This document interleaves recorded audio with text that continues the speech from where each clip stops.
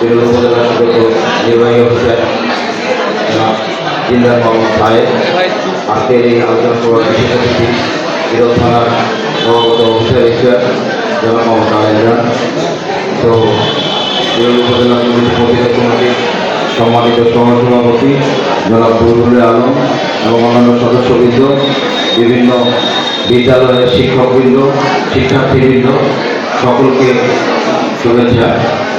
আমরা আজকে এই আলোচনা সভায় যে উদ্দেশ্য নিয়ে একত্রিত হয়েছি যে আমরা দুর্নীতিকে সবাই না বলি।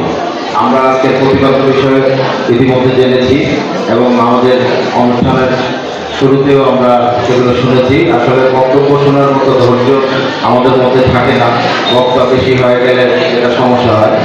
আমি যেটুকু বলবো যে আজকে এই দুর্নীতি প্রতিরোধ দিবস, এটি জাতিসংঘে 2003 সালের 31শে অক্টোবর কনভেনশনে পাশ করা হয়েছিল এবং 2005 সালে এটি কার্যকর হয়।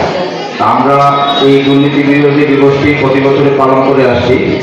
আমরা আমাদের এই পালনের উদ্দেশ্যটি হলো আমরা দুর্নীতিকে না বলি, আমরা যেন নিজেরা দুর্নীতিতে না জড়াই এবং কোথাও কোনো দুর্নীতি দেখলে সেটি প্রতিরোধে যেন আমার অবস্থানটি সবার আগে হয়, এটি কামনা করে আমি আমার কথা এটি জানছি এবং আপনাদের যারা আজকে এখানে উপস্থিত আছেন সকলকে দুর্নীতিমুক্ত থাকার আহ্বান জানিয়ে সকলকে শুভেচ্ছা জানিয়ে আমার কথা শেষ করছি। আল্লাহ হাফেজ।